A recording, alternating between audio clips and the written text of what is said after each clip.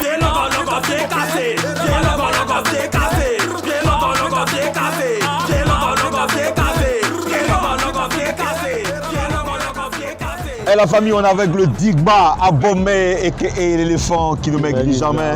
C'est comment, ça va, non? Il y a fort, le père. Yeah, tranquille. J'ai oublié un mot, hein, le prix Mudman. Le prix Mudman, et le prix, il est là aujourd'hui, le trophée avec nous aujourd'hui. Ben écoute, Abomey, on va essayer de décortiquer, de disséquer un peu ta carrière. Okay. Raconte-nous ton histoire avec la musique. Voilà, c'était dans les années 2009 par là. Voilà, j'étais au collège Notre-Dame d'Afrique avec des petits freestyles parce que c'est ce qui marchait, c'était la meilleure manière de s'exprimer, le hip-hop, le rap, c'est ce qui prônait. Donc avec les petits freestyles, les gars appréciaient. Et puis quand on dit Abomey, l'éléphant arrive, non, autant c'était Big Boris, voilà. Donc ça a commencé à plaire aux petits. Tu t'appelles Boris, en fait. Voilà. Anassin Boris Médard. Voilà. Anassin Boris Médard. C'est ça. Je connais ton nom. Claire. Non, mais mon vieux, quand même, je suis ton petit. Donc voilà, la première motivation, c'était les petites go. Parce que quand les go kiffent, c'est que ça avance. Donc on a commencé comme ça. Après, j'ai rencontré mon groupe. On a fait pas mal de temps ensemble, la Fiesta Parade. Fiesta Parade, ouais. Et j'ai décidé de me lancer en solo. J'ai rencontré... Pourquoi tu as décidé de te... Bon, c'était une question de leadership et puis on n'avait plus la même vision. Voilà. Parce qu'après moi aussi, là, je ne sais pas si je dois dire que je suis l'enfant un peu qui aimait les clashs, alors que dans mon groupe, voilà, il n'aimait pas trop ça. Tu me cherches, tu me trouves. C'est comme ça. On ne peut pas parler de toi aujourd'hui sans parler de ton passage à la Yorogang. Ouais. Raconte-nous comment est-ce que tu es arrivé, tu es rentré dans la Yorogang, comment tu vivais ta carrière dans la Yorogang. Ok. 2018, après un freestyle, il y a Didier qui poste sur sa page, il apprécie. Didier, c'est Didier Arafat. Voilà, Didier Arafat. Et il décide de rentrer en contact avec moi. Donc on s'est croisés, on a échangé. C'est là que tout a commencé. Moi, je peux dire que c'est une des plus belles expériences de ma vie. Parce qu'à la Yorogang, j'ai vu une autre partie du showbiz. Voilà, une autre manière de voir là-bas, là, c'est la guerre. C'est la guerre? Ouais. La guerre dans quel sens? On ne se laisse pas marcher dessus, on travaille H24. C'est comme ça, un vrai soldat ne recule pas. Quel est le pire souvenir de ta carrière? Le pire souvenir? Un événement que tu n'aimerais plus jamais revivre. Un événement? Non, je ne vais pas que je n'aimerais plus revivre, mais je ne vais plus revivre ça. Parce qu'actuellement, l'expérience est là et puis c'est le soldat, c'est Abomey l'éléphant. C'est quoi? C'était lors d'une prestation, il y a vraiment longtemps, j'étais encore avec mon groupe dans les débuts, on partait prester et puis il y a le groupe All Black qui était en vogue vraiment. Quand les gars sont arrivés, ils ont fait une prestation de ouf. C'était tellement balèze. Il a tiqué le jour, il a dit à mes gars, je me sens pas bien. Non mais tout ça, ça apprend et puis voilà, actuellement c'est l'éléphant, il n'y a pas chien, il n'y a pas chat. Eh ben écoute, on va venir à l'actualité, c'est le prix Mud que tu as remporté. Qu'est-ce qui a joué en ta faveur? C'est lourd ce truc. Ouais. Au fait, les critères, c'était pas compliqué. Il y avait les votes par SMS, il y avait les votes sur le site, et puis il y avait les jurys. Bon, moi je me suis concentré sur les votes par SMS. Quelqu'un qui est intelligent te dit ça compte 40%, voilà. Et puis le site bug, parce qu'après aussi il y a beaucoup qui veulent, qui envoient des hackers, ça veut pirater le site. Donc moi je me concentre sur les SMS. Voilà, par SMS, et c'est ce qu'ont fait mes fans. Quand il y a des gens, tu as une bonne fanbase, parce qu'il ne suffit pas de venir avoir des likes, des commentaires, et puis le travail a suivi. D'accord, les gens ont voté pour toi, ça veut dire que tu as une très très bonne fanbase, mais ça n'a pas empêché des critiques. Est-ce que tu penses que tu méritais, au-delà des votes et tout, aujourd'hui, sur le volet artistique, est-ce que tu penses que c'est toi qui mérites ce prix-là? Déjà, moi je pense que c'est très mérité. Ceux qui ne sont pas pour, ils peuvent se rendre sur ma page et puis voir actuellement l'actualité, le rap, ils voient c'est qui, c'est moi. Voilà, je m'arrange à ce que tout le monde puisse être satisfait quand ils viennent sur ma page pour mes sorties et parce que j'en vois. Mais après aussi, même Jésus même n'a pas fait l'unanimité, donc qui suis-je? Mais il y a eu quand même la vidéo de Ramba Junior et récemment la vidéo du père de Ramba Junior. Ouais.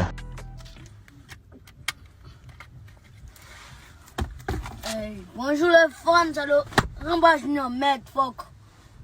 Il y a les petits rappeurs, les enfants rappeurs. Moi, je voyage, moi, je suis parti au Burkina. Qui est après maintenant, tu es parti au Burkina. Et puis, ils vont te donner des prix. Pourquoi ils vont te donner des prix? C'est moi qui donne des prix. Vous êtes des voleurs. Puis, il a fait clip et toi. On ne connaît pas Abomey. On connaît le petit Rampa Junior quand il fait ses freestyles. Ça sent moi c'est un danger, moi il n'y a pas l'homme pour moi, c'est un génie. Il y a ce manager, on est 9 ans. Si t'as mis, on frappe, on a cassé moi là. Abomey, le mot là, moi je m'en fous de vous. On ne veut même pas avoir pardon. Si vous avez accepté votre pardon là, c'est pour vous-même. Moi mon enfant il dépose les micros à partir d'aujourd'hui. Il n'est plus dans le feu showbiz. Ok? Ciao, ciao. C'est hier, mets ça sur ma page Facebook. Quand tu as vu toutes les vidéos, qu'est-ce que ça t'a fait? Donc, comme et comment est-ce que tu as réagi aussi? J'ai dit, Rampa Junior, il n'a pas de mots à dire. Voilà, c'est son staff, c'est lui, ce sont ses dévanciers et tout. Après aussi, ils ont le droit d'exprimer leur mécontentement. Mais sachez que si Abomey l'éléphant, c'est un guerrier. Parce que jusque-là, je fais tout de moi-même par moi-même. C'est mon talent qui parle. Il n'y a pas à faire de non, relation est mieux que diplôme. Non, avec moi, là, c'est le talent qui fait la force. Donc le reste, c'est pas important. Est-ce que tu as un message à adresser à Rampa Junior et à son équipe? Tu regardes la caméra et tu leur adresses un message. Il n'y a pas de trahison en Chine. Mais mon vieux Badro, faut revoir. Arrête de jeter ton argent à l'eau. Le vrai talent, là. Oui. Quand on dit le dernier représentant de la Yorugang, là, c'est Abomey l'éléphant. Non, il n'y a pas meilleur soldat, ça chauffe pas. Tu connais, non? Ouais. Quand tu dis arrête de jeter ton argent à l'eau, quand tu dis ça à Badro, comment est-ce que je dois comprendre? Mais il est producteur. Oui, il jette son argent à l'eau, comment? Je sais pas. Et il est le producteur de Rampa Junior? Il produit quoi, mon vieux? Il produit Rampa Junior, non? Alors maintenant... Mais quand tu dis arrête de jeter ton argent à l'eau... Quand lui-même il s'assoit, il est quitté à côté de quelqu'un comme Yorobo, Didier Arafat. Quand il entend un peu, quand il voit ce qui s'est passé autour, et puis ce qu'il est en train de faire maintenant, est-ce que ça va? Mais peut-être que ça marche. Ça fait quoi? Peut-être que ça marche. Ah, nous, on ne voit pas les pieds. Hein. Si ça marche, on ne voit pas bien les pieds. Tu as quand même dit à Bob Denard que tu n'aimes pas les artistes piétons. Ouais. Voilà, moi j'ai revu ça sur la page de 100% hip-hop et j'ai vu plein de commentaires. Il y a même un commentaire qui a fait une révélation. On dit que ton père était le producteur du groupe Tepo Diorama. Donc ton père a été producteur, il a été dans le show business. C'est clair. Tu dis que tu n'aimes pas les artistes piétons. C'est quoi le truc? Explique-nous, man. Non mais attendez, quelqu'un qui dit avoir marché, avoir le talent, on doit avoir des retombées. Okay. Tu te promènes comme ça, derrière même côté swag, même tu peux pas porter des t-shirts baveux. C'est un peu de ça que je parlais. C'est une réalité. Tu parles de Bob Denard? Il y a beaucoup d'artistes comme ça, on les voit, ils sont d'un faux rugby style, c'est d'une manière, c'est bizarre. C'est une réalité. Revoyez ça un peu les gars, c'est important. Ah bon, à part toi, c'est qui le meilleur rappeur en Côte d'Ivoire? À part moi? Ouais. Non, mon vieux. C'est le rappeur qui vient juste après toi. Puisque tu dis que c'est toi le meilleur, donc je ne vais pas te demander c'est qui le meilleur rappeur. Donc à part toi, c'est qui le meilleur rappeur de Côte d'Ivoire? C'est mon fils, il n'est pas encore venu au monde. C'est ton fils? Ouais, il n'est pas encore venu au monde. Mais il viendra, mon vieux. Ça dit que dès qu'il prend coin, le petit est là. Yeah. Et que penses-tu? On va bongotiser. Que penses-tu du mouvement hip-hop en Côte d'Ivoire actuellement? Que penses-tu de l'évolution du rap en Côte d'Ivoire? Le hip-hop se comporte bien. Moi, je pense que les choses avancent aujourd'hui. Tu ne peux pas passer une journée, quand tu te promènes quelque part dans les bars, voilà, on joue des sons rap. Le hip-hop se réveille et vraiment, moi, je suis fier. Donne-moi ton top 5 du rap ivoire, donc. Ton top 5, du rap ivoire. Ouais. Ok. On commence par le numéro 5. Top 5 gens, les gens qui ont buzz. Non, les gens. Rien. Non, vas-y, selon ce que toi tu kiffes. Ce que moi je kiffe. Ouais, ce que tu kiffes. Top 5 de ce que toi tu kiffes. Ok. Top 5 des rappeurs ivoiriens que tu peux écouter. Que je peux écouter. Ouais. Voilà. Numéro 5. Dufty. Dufty, numéro 5. Numéro 4. Jojo le Barbu. Numéro 3. Suspect 95. Numéro 2. Didi B. Numéro 1. Et Elon. Numéro 1, Elon. Toi, t'es pas dedans? Non, moi je suis pas dans le top, je suis le top. Yeah. Ok, il est le top, la famille, donc notre prix Mudman, donc révélation rap afro-ivoire, voilà, prix Mud 2020, félicitations à toi. Est-ce que dans le rap game en Côte d'Ivoire, il y a un rappeur avec qui tu ne ferais jamais de feat, même s'il te paye? Même s'il me paye? Ouais.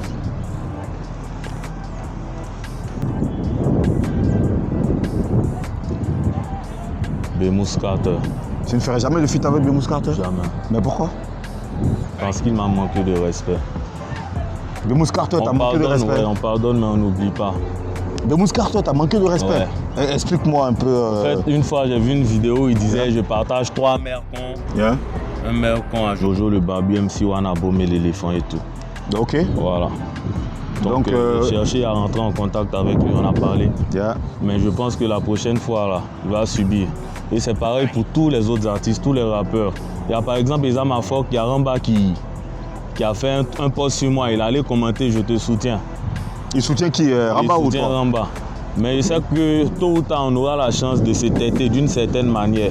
Parce qu'après aussi, lorsque tu as la gueule, il faut être prêt. Oui.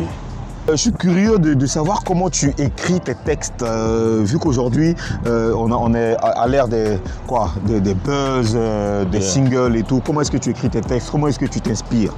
Voilà, on peut dire que c'est Dieu, c'est du tic au tac. Voilà. Abomey, c'est quelqu'un. J'ai toujours dit, quand on va à l'école, on bosse tous les jours. Donc moi, il y a mon beatmaker qui me ramène des beats à chaque fois. C'est qui ton beatmaker? J'ai 2 beatmakers, il y a Jawen et Kidra. Voilà, ce sont mes 2 beatmakers, mes petits frères. Donc ils me ramènent des beats à chaque fois. Donc tous les matins, quand je me lève, je m'arrange à écrire quelque chose. Voilà. Que je sois triste ou content, il y a un truc qui sort. Est-ce qu'il y a des sujets que tu abordes souvent ou ben, écoute, c'est comme à l'heure actuelle, c'est des punchlines ou... Ouais, non, mais quand même après aussi, il faut véhiculer un message. J'aborde tous les... J'ai même balancé un freestyle sur ma page où je parlais de paix, voilà. C'est quoi tes prochains projets? Je peux dire aux gens de rester connectés sur ma page parce que ça vient lourd. Yeah. Voilà, ça vient pour couper le cœur. Je suis un artiste. Un artiste, c'est celui qui arrive à communiquer avec son public. Yeah. Voilà, même quand on veut parler à une prostituée de Dieu, on ne vient pas là tout saper, tu vois. Tu viens dans son style, tu commences à lui parler tranquillement, elle va t'écouter. Mais déjà, même si on ne te regarde pas, comment ils vont t'écouter? C'est ça aussi. D'accord. Ben écoute, Abomey, on est pratiquement à la fin de cette émission. Ouais. Merci pour ta carrière, félicitations pour ton prix. Et puis le Digba. Digba, c'est quoi? C'est la marque? Ouais, c'est la marque. Au fait, ça, j'ai envoyé pour toi, c'est un cadeau. C'est pour une moi, banane Digba. Comme je sais que le vieux père aux zones il a les milliards, donc... ouais, c'est vrai. Les milliards, mais garder un peu dedans. Ouais, un peu dedans. Ça peut prendre combien, là? Je sais pas. Non, ça, c'est quelques plaques. Je sais que tu ne bouffes pas l'argent couché. Ouais. Donc, quand tu mets ça dedans, peut-être... Allez, merci les gars. Rendez-vous le samedi prochain. C'était donc Abomey. J'espère que vous avez kiffé.